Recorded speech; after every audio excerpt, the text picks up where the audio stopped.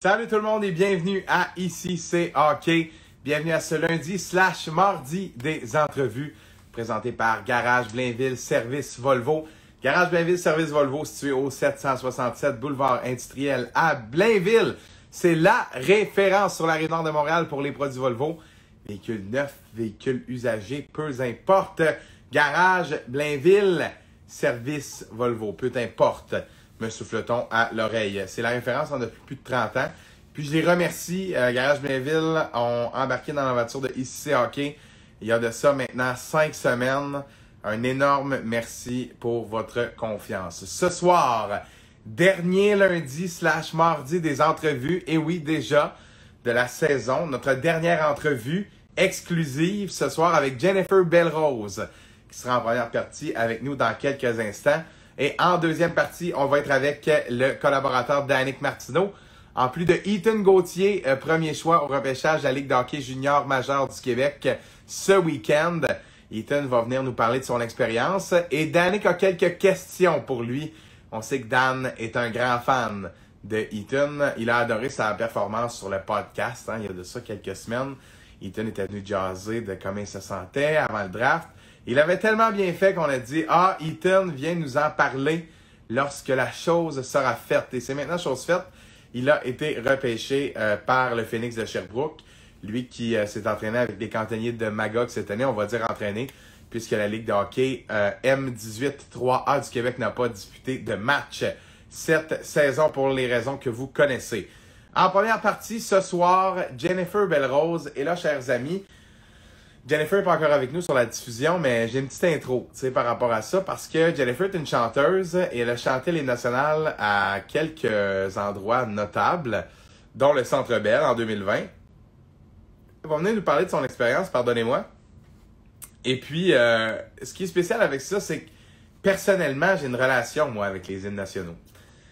Le gars, c'est son moment préféré dans un match. Autant lorsque je travaillais pour le Feu Impact de Montréal, maintenant CF Montréal, sur le terrain, là, j'ai une photo de profil sur les médias sociaux, la main sur le cœur. Je trouve qu'il y a quelque chose de spécial. Certaines personnes vont dire que c'est dépassé de chanter les hymnes nationaux et d'autres aiment le côté traditionnel de la chose. Je fais partie de ce deuxième groupe et ceux qui me connaissent le savent à quel point c'est toujours un plaisir pour moi de chanter autant l'hymne national canadien que l'américain. Et celle qui sera avec nous dans les prochains instants, Jennifer, a chanté les deux au Centre Bell en 2020. Elle va nous raconter sa journée pour ceux qui viennent de se joindre à nous. Elle va nous parler un peu de son idole, Piquet Souban. Elle va nous expliquer pourquoi c'est son idole. Et là, je vois Danick qui écrit « Moi, c'est à 19h30. » Oui, c'est à 19h30. Et Ethan va venir nous rejoindre après son meeting avec le Phoenix Dan. Donc, Ethan va venir vers 19h40. Nous, on débute à 19h30, chers amis. Donc, Jennifer devrait être avec nous dans quelques instants, alors qu'on va débuter cette entrevue avec elle. Et pour terminer, ma petite mise en contexte. Donc, les hymnes nationaux, toujours quelque chose que j'ai beaucoup apprécié. Et là, d'avoir quelqu'un qui a eu l'occasion de chanter ça dans quelques gros buildings en Amérique du Nord, soit le stade des Rays de Tampa Bay et celui des Tigers de Détroit. Jennifer, est-ce que tu sais comment envoyer une demande pour nous joindre? Tu peux être sur la petite caméra en bas et ça te propose d'envoyer une demande. Tu peux envoyer ta demande et nous joindre sur la diffusion. Je salue le collaborateur Mathieu Desrosiers qui vient de se joindre à nous en direct. Bonjour aussi à tout le monde qui sont là. J'ai reçu un petit texto aujourd'hui pour me dire qu'on ne pouvait pas y regarder l'émission et ça va être disponible en rediffusion, les amis. N'oubliez pas, quand vous n'êtes pas avec nous en direct, YouTube, Instagram, en rediffusion, également sur Facebook et sur Spotify. Bonjour Jennifer! Salut! Ça va bien? Oui, toi? Ben oui, merci. Merci d'avoir accepté mon invitation. Ah, ben merci de m'avoir invité. Bien, ça fait plaisir. Et là, l'ami Simon Bédard qui est évidemment sur le podcast. On le salue. Merci Simon d'être avec nous. Jennifer, je vais te poser une première question parce qu'il faut commencer par le commencement. Je veux savoir, toi qui es une chanteuse, cette passion-là pour le chant, d'où vient-elle? Le chant, ça remonte à il y a quand même assez longtemps. J'étais en maternelle. j'ai commencé à chanter tout simplement dans des modules pour enfants là, avec les gens de mon âge. Je sais pas. J'ai commencé à chanter. Puis là, mon père, il m'a proposé de faire des cours de chant. Puis j'ai tout de suite aimé l'idée. J'ai dit, ouais, ce serait vraiment le fun. Fait que j'ai commencé les cours de chant. Puis après ça, j'ai commencé des petits concours, des trucs comme ça. Ouais. Puis, comment ça s'est développé? Tu me parles de concours puis de trucs comme ça. Est-ce que, à travers le temps, tu as accumulé les bonnes performances ou comment tu as découvert ton talent là-dedans puis tu as su que tu voulais poursuivre?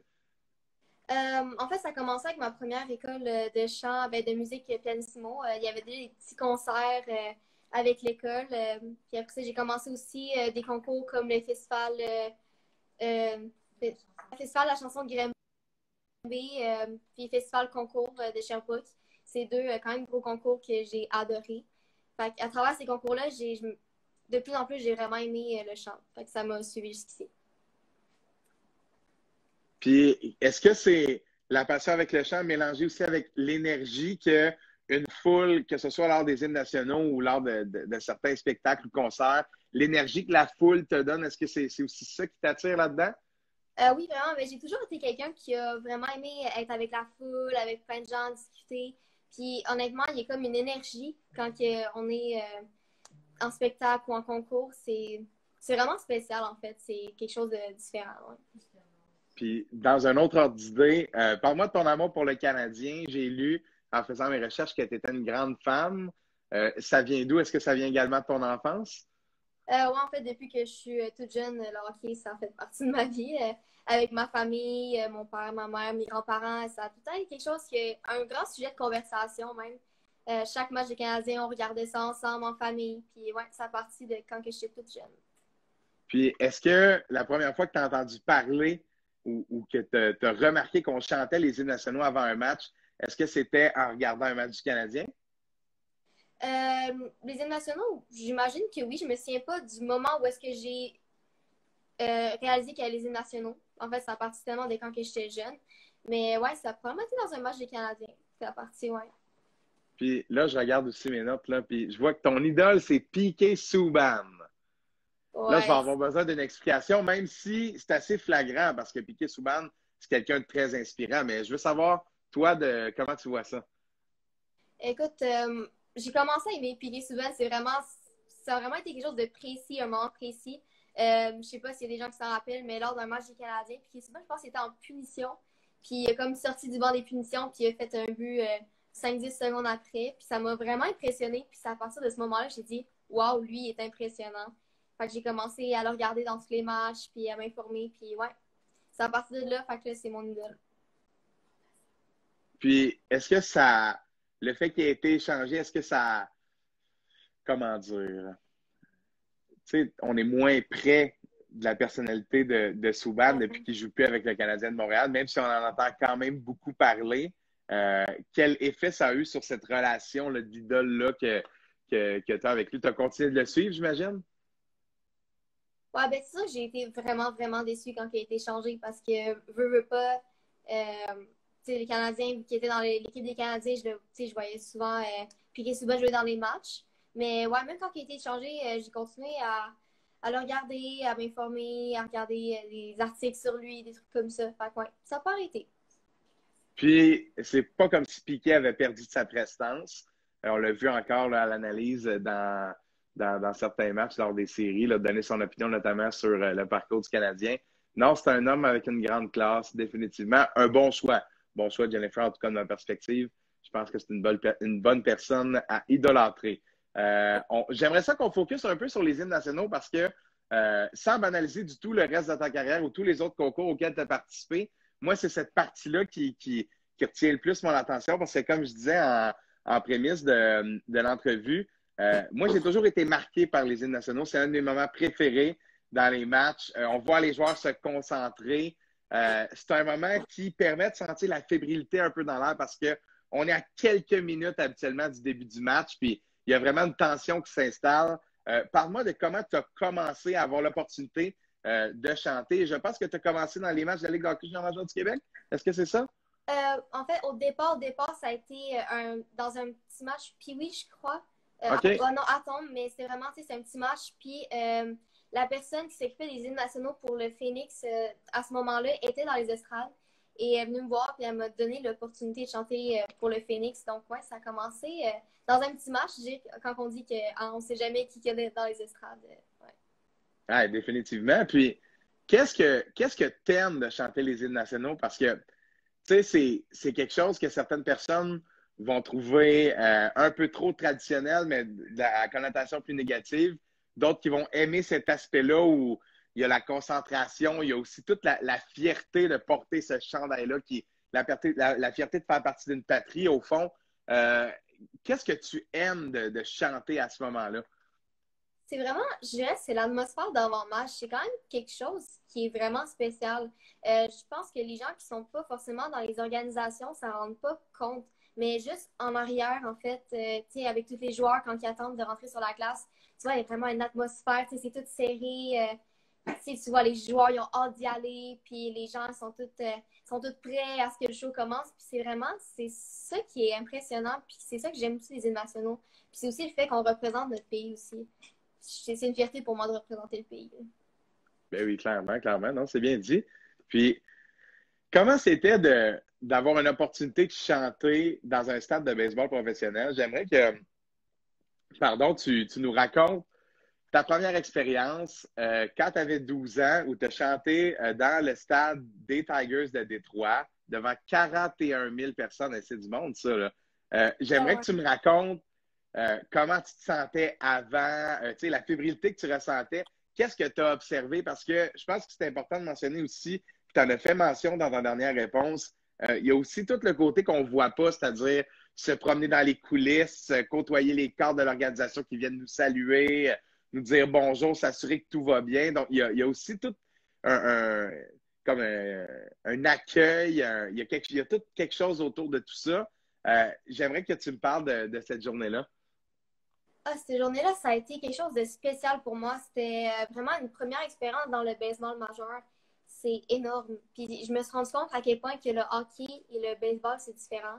Surtout que cette partie-là était télévisée. Donc, je dirais que c'était encore plus stressant dans le sens où, juste avant de chanter, on était vraiment en arrière. Puis la personne qui était là pour vraiment me dire quand partir était comme, OK, quand que je te dis de partir, tu vas là tout de suite, tu vas là, tu es prête à chanter.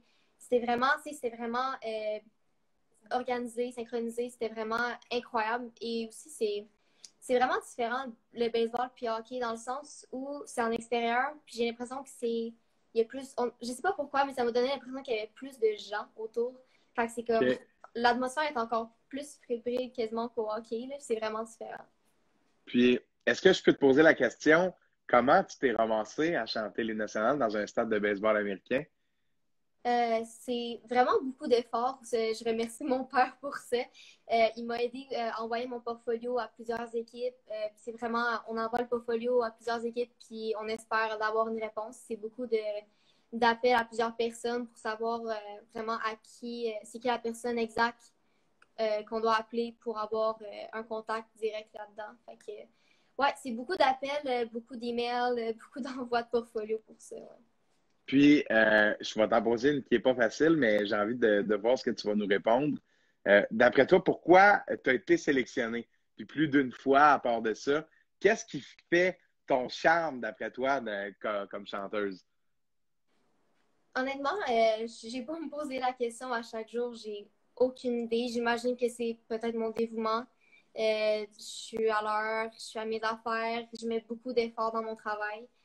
Puis aussi, j'étais quand même jeune dans le moment. Ça fait juste quelques années, mais quand même, ça fait la différence.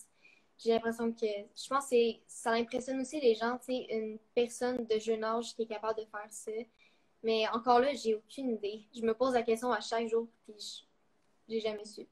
Moi, j'ai un petit indice pour toi, la passion. D'après moi, la passion, elle a un lien avec ça, définitivement.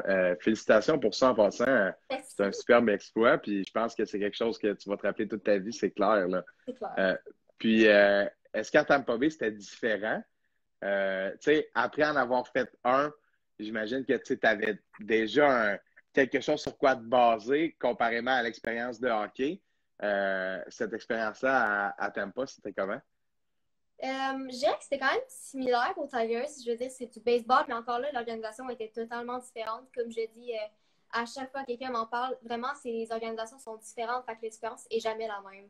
Mais Mhm. c'est quand même un minimum semblable. Donc, c'est super intéressant. Puis, est-ce que l'objectif, ce serait de faire le plus de sport possible ou est-ce que tu aimerais découvrir des choses en même temps de pousser cette passion-là à fond ou tu voudrais plus te concentrer sur gravir les échelons dans le monde du hockey ou bien dans le baseball ou est-ce qu'il y a d'autres sports qui t'intéressaient auxquels tu aimerais chanter? Honnêtement, c'est pas juste le hockey ou le football. Je dirais que c'est pas mal tout le sport, en fait, parce que, comme je dis, à chaque fois, moi, ce qui m'intéresse, c'est les nouvelles expériences. Fait que je serais intéressée football, soccer, baseball, hockey. Tous les sports, en fait, c'est tellement tout différent que, genre, j'ai vraiment le goût d'essayer plusieurs choses. Il y a aussi les courses. C'est vraiment différent aussi, Ouais. mais c'est une tellement belle expérience aussi. Fait que je suis ouverte à n'importe quoi. Puis, là, j'aimerais que tu me parles de la journée au Centre Bell parce que là, oui, les stades professionnels, oui, les États-Unis, mais je pense que si on part du début de l'entrevue où tu nous parles du fait que tu as grandi avec le hockey en regardant les matchs des Canadiens, le fait d'être là au Centre Bell, puis la fameuse photo là, que j'ai utilisée pour le visuel, puis cette superbe photo-là où on voit le banc des joueurs en arrière, décris-moi cette journée-là, comment tu te sentais? Est-ce que c'était la fois où tu étais le plus nerveuse de chanter? Ouais, c'est clairement la fois où est-ce que j'étais le plus stressée, en fait, parce Eh que, oui. écoute, la plus grosse journée de ma vie, clairement, il y a tellement de choses à raconter. Mais on peut juste commencer par le fait que j'étais malade 2 jours avant, que j'avais OK. quoi. Fait que c'est sûr que ça a ajouté du stress là-dedans, mais j'ai quand même réussi à passer la plus belle journée de ma vie à travers ça. L'organisation, juste le soundcheck le matin, l'organisation en arrière, c'est tellement incroyable. À chaque fois que j'y repense, c'est comme ma tête explose tellement que ça a été une grande expérience. Ouais. Puis, est-ce que tu aurais une anecdote à nous raconter de cette journée-là? Euh, Faudrait que j'y pense. Une anecdote drôle. Faudrait que je pense à une anecdote drôle. J'ai aucune idée, mais Ou tu c'est sais, vraiment une... est-ce qu'il y a quelqu'un d'équipe technique qui t'a dit quelque chose qui t'a marqué? Ou tu sais, est-ce que le moment où tu t'es reviré pour remarcher sur le tapis, il y avait y a-tu des joueurs qui, je sais pas, as-tu un ice contact avec un joueur? Ou, tu comprends ce que je veux dire? Est-ce qu'il y a tu sais, un moment marquant de cette journée-là que tu fais, ah oui, quand je repense à la journée que j'ai passée dans l'organisation, il y a ça que ça a démontré l'excellence un peu de pouvoir avoir accès à cette élite-là. Là, si on veut être si près de ça, de l'action, c'est quelque chose. C'est pas tous les jours qu'on a accès à ça. Je crois, mais en vrai, je pense que ce qui m'a le plus marqué, c'est quand j'avais fini de chanter, même durant les nationales américaines, quand que tout le monde s'est mis à applaudir. Ça m'est arrivé très rarement que les gens applaudissent durant que je chante. Et c'était impressionnant déjà que juste le fait d'être au milieu du Centre Bell, vu que c'est tellement haut, tellement grand, c'est impressionnant. Quand tout le monde s'est mis à applaudir, j'étais comme, oh my god, genre, qu'est-ce qui se passe? Ouais, ça m'a Eh oui, c'est vraiment super marqué. bon, ça. Alors, absolument. Puis je vois Simon, c'est une excellente réponse, Jennifer, définitivement. Ça devait être spécial parce que tu l'as dit, le Centre Bell, c'est l'un des buildings les plus à pic de la Ligue. Fait que, tu sais, quand tu es tout en bas, là, puis tu regardes en haut, là, il y a vraiment une profondeur qui est impressionnante. Fait que, non, ça devait être quelque chose. Puis je vois notre ami Simon qui parle dans le chat des nombreuses entrevues que tu as accordées par rapport à ça. Aussi par rapport au baseball. J'aimerais que tu me dises comment tu gères avec cette pression, cette attention médiatique-là, c'est-à-dire, c'est pas toujours évident de donner des entrevues. On ne sait pas toujours où le journaliste s'en va, qu'est-ce qu'il voudrait savoir exactement. Ça a été comment de composer avec ça? Puis est-ce que tu aimes ça, cette partie-là du métier? Je dirais que les entrevues, c'est clairement quelque chose de très spécial pour moi. Au début, j'aimais pas ça parce que c'est tellement, tu sais, sur le moment, tu sais pas ce que les gens vont dire. Fait que, tu sais, tu peux pas être prêt, tu peux pas être organisé. Fait qu'au début, ça me stressait beaucoup. Puis à chaque fois, tu sais, je me dis, OK, bon, là, il faut que je me prépare mentalement. Je fais une entrevue, je sais pas ce qu'il va me demander.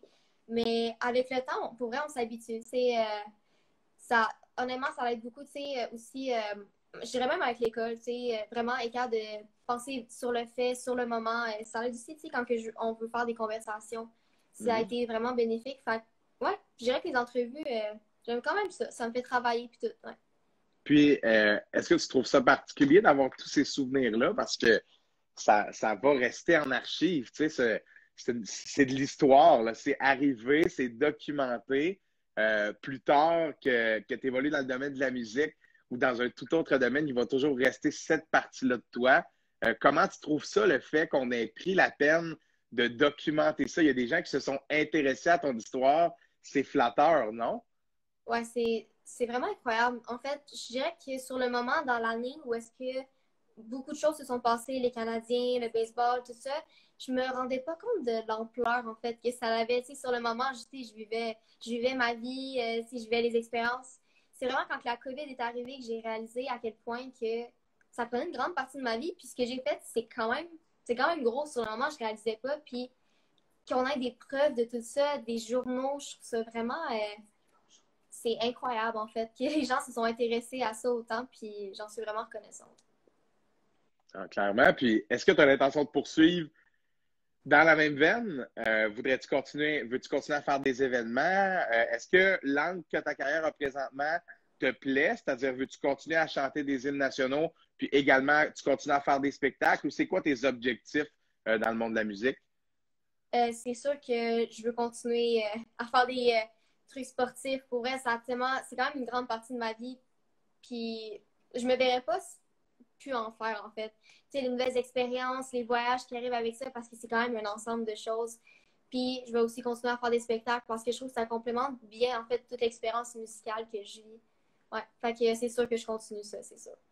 Puis, si tu avais un moment dans ta jeune carrière jusqu'à maintenant qui était ton moment le plus marquant, j'imagine que je connais la réponse, là, mais quand même, je te pose la question. C'est sûr que la journée au Canadien, c'est vraiment difficile à dépasser. Je pense pas qu'un jour, elle va se faire dépasser par une autre journée. Ça a tellement été une grande expérience avec tellement d'ampleur que je pense que ça va rester la plus grande journée de ma vie, pas mal toute ma vie, ouais. C'est bien dit, c'est bien dit. Puis on voit vraiment la passion.